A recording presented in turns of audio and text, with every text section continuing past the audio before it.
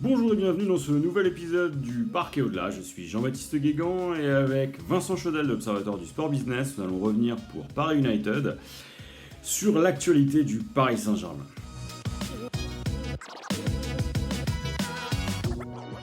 Alors ce soir, sur la catastrophe, une nouvelle désillusion. Non seulement nous perdons Neymar, nous perdons la tête du championnat et nous perdons contre Lyon. Donc triptyque infernal, cette semaine commence bien, heureusement Noël arrive, alors pour Rudy Garcia et les Lyonnais c'est une victoire, pour Thomas Tuchel qui est de moins en moins concerné, on s'approche doucement, j'ai envie de dire, de la fin. Alors décidément 2020 ne réussit pas à tout le monde, on espérera que Neymar n'est pas gravement blessé, en attendant on perd sur notre terrain, on perd un championnat et Thomas Tuchel ait réussi le tour de force d'être l'entraîneur parisien qui depuis que QSI est arrivé à la tête du club, a le plus perdu en championnat. Voilà, donc une fois qu'on a résumé ça, on peut regarder ce qui s'est produit. Un plan de jeu absolument catastrophique, reposant sur des solistes qui n'étaient pas au niveau, avec des individualités donc qui n'ont fait absolument aucune différence, et une incapacité à tactiquement évoluer et à prendre l'ascendant sur un adversaire qui était pourtant prenable. Bilan des opérations, une nouvelle soirée catastrophique et des jours qui s'annoncent plus ou moins angoissants. Voilà. On pouvait s'attendre effectivement à un meilleur résultat qu'une défaite à domicile face à un concurrent direct qu'est Lyon.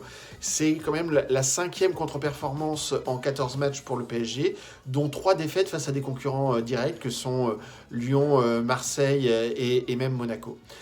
Donc là, on peut s'inquiéter par rapport à cela, mais si on veut aussi être totalement objectif, c'est à peu près le cas de toutes les grandes écuries en Europe. Regardons Liverpool et City, que ce soit aussi le Bayern ou Leipzig, que ce soit aussi le Real ou le Barça, ou la Juve ou l'Atalanta. Tous ces clubs qui sont en général engagés ou qui ont joué le Final 8, on compte déjà entre 4 et 5 mauvais résultats, nuls ou défaites également. La vraie différence, c'est qu'eux ont joué entre 11 et 12 matchs, alors que le PSG en a déjà joué 14 dans le championnat. Ça veut dire quoi ? Ça veut dire qu'on est sur une saison particulière qui est très consommatrice d'énergie pour les joueurs, tant physique que mentale. Ça génère aussi des blessures, c'est bien cela le problème. On peut espérer, on peut penser que ces grands clubs seront au rendez-vous dès 2021, qu'ils vont mettre à profit la trêve. En tout cas, c'est un sujet qui peut être intéressant d'avoir un PSG challengé au niveau domestique sur son championnat. On a trop souvent critiqué ce point de vue-là. Le seul problème, c'est qu'on ne connaît pas encore la durée d'indisponibilité de Neymar, et ça peut être un sujet très important au niveau du championnat comme de la Coupe d'Europe. Si quelque part on peut se réjouir donc que le championnat soit relancé pour l'intérêt notamment des diffuseurs, le vrai problème et l'autre sujet de la semaine, c'est bien évidemment le problème de Mediapro qui plonge le football français encore plus dans la crise. Pensez donc, dans une année normale, on aurait dû passer la barre des 2 milliards, voire même des 2 milliards 4 pour le football français dans son économie.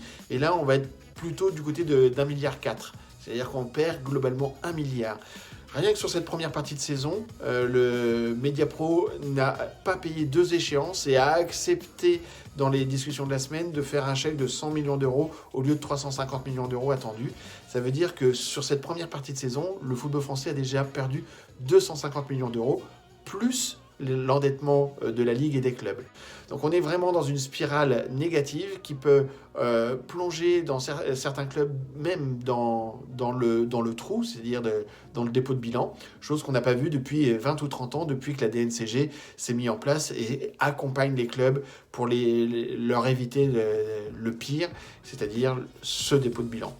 Donc voilà, on ne sait pas encore comment se sortir de cette histoire, sachant que les clubs n'ont pas de billetterie ou très peu à cause du Covid et des huis clos. Et bien évidemment, on va arriver dans une fenêtre du mercato dans la position la plus faible possible par rapport à nos concurrents. Et tout ça n'est pas de très bon augure. Alors comme le disait Vincent, la Ligue 1 a vu son diffuseur principal, Mediapro, être dans l'incapacité de payer. Et ce qui va être très intéressant à observer, c'est justement le rôle de Nasser El Khelaifi dans cette histoire. Que va faire Nasser, qui porte à la fois une casquette qui est celle de président du PSG, mais aussi celle de dirigeant de Beansport, et plus sûrement une troisième casquette, qui est celle du représentant du Qatar à l'étranger. Nasser, en effet, a demandé une enquête sur le contrat Mediapro. Alors c'est assez étonnant de voir quelqu'un qui est partie prenante du contrat, qui est directement associé à Canal+, qui vraisemblablement est le diffuseur qui va reprendre les droits, s'investir autant. Est-ce que c'est une manière de préserver les intérêts du PSG ? Assurément. On peut imaginer qu'après l'accord difficilement compréhensible signé par la Ligue, les clubs aient envie de se retourner contre un diffuseur qui n'a pas payé. Dans une période en plus rendue compliquée par le Covid, ça semble en tout cas cohérent. Maintenant, on peut s'interroger aussi sur cette action, puisque Nasser est aussi justement à la tête de beIN Sport, et donc en tout cas va représenter les intérêts de l'État qatari, et on peut s'interroger véritablement sur ce qu'ils vont faire, et jusqu'où cette histoire va pouvoir aller. En attendant, suite à la désillusion face à Lyon, on reste qualifié en Ligue des Champions, vraisemblablement cette année, de très grandes chances qu'on soit encore une fois champion, et puis 2021 sera forcément une autre année. En attendant de négocier les prolongations de Neymar et de Kylian Mbappé, en attendant de voir si les instances internationales vont finalement rendre le fair play financier un petit peu plus souple, et en attendant de voir ce que la DNCG va proposer au club français. Avec Vincent, on va vous souhaiter une bonne semaine. On vous rappelle que les copains de Paris United ont sorti un livre chez Talent Édition qui revient sur la décennie écoulée. On vous rappellera aussi qu'on a signé avec Clément Pernia et Mousse une histoire des 50 ans du PSG.